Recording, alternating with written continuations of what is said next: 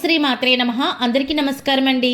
సింహరాశి మిత్రులారా, మీరు సింహంలా గర్జించే వారే కావచ్చు, దేనికి భయపడని వారే కావచ్చు, కానీ మీ పక్కనే ఒక విషసర్పం పొంచి ఉంది.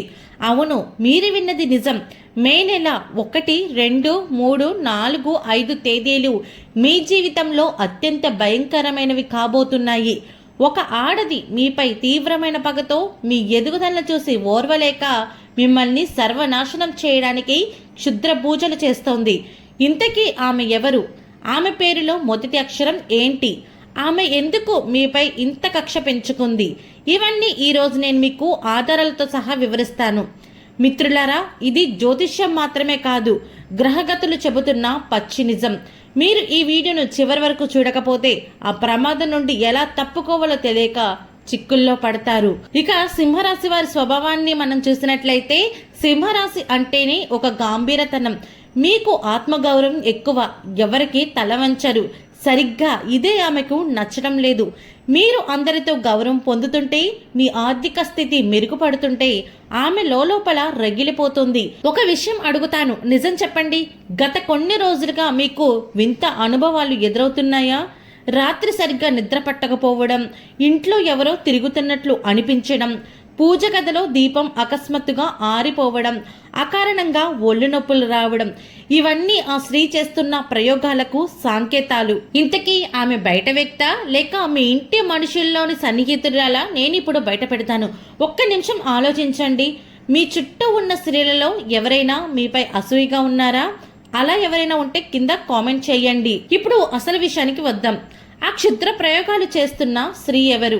ఆమె పేరులో మొదటి అక్షరం ఏమిటి?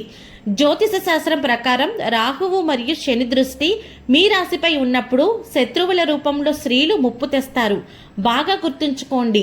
ఆ స్త్రీ పేరులో ఎస్ కానీ, కే కానీ, ఎం కానీ ఇలా 3 అక్షరాలు ఉంటే కనుక 90% ఆ స్త్రీయే మీకైతే క్షుద్ర పూజలు చేస్తుంది. ఈ అక్షరాలతో పేరు మొదలయ్యే స్త్రీలను ఒక్కసారి మీ మనసులో గుర్తు తెచ్చుకోండి. ఆమె మీ చుట్టూ తిరుగుతూనే ఉంటుంది. మీకేదైనా కష్టం వస్తే పైకి సానుభూతి చూపిస్తుంది, కానీ లోపల మాత్రం ఆనందిస్తుంది. ఆమె చూపులో ఒక రకమైన తీక్షణ ఉంటుంది. ఈ మే 1 నుండి 5 తేదీల మధ్యన ఆమె తన ప్రయోగాల్ని తీవ్రం చేయబోతుంది.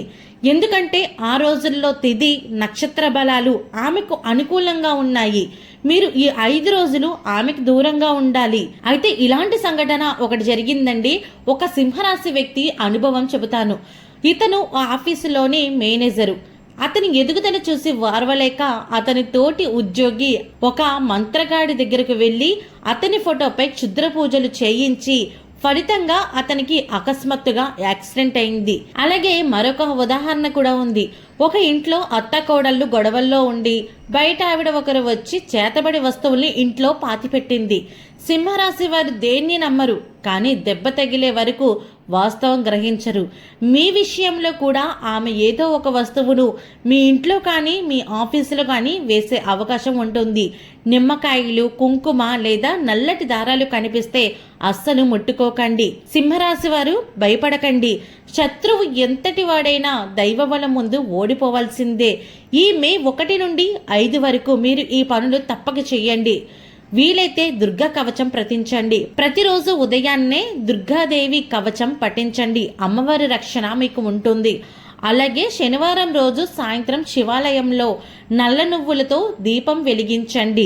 అలాగే ఆదివారం పూట రాత్రి ఎర్రటి మిరపకాయలతో దిష్టి తీసి నిప్పుల్లో వెయ్యండి. ఆడవారికి దూరంగా, ముఖ్యంగా ఆ అక్షరాలతో పేరున్న స్త్రీలు మీకు ఏదైనా తినే వస్తువు కానీ ప్రసాదం కానీ చెప్పి సరే ఏవైనా ఇచ్చినా సరే మే 5 వరకు తీసుకోకండి. మీ ఎదుగుదలని ఆపడం ఎవరి తరము కాదు. ఈ 5 రోజులు జాగ్రత్తగా ఉంటే ఆ తర్వాత మీకు రాజయోగం పట్టబోతుంది.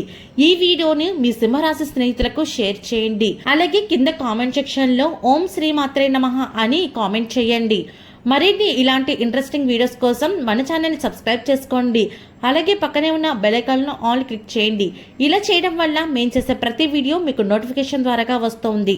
సర్వే జన సుఖినో భవంతు.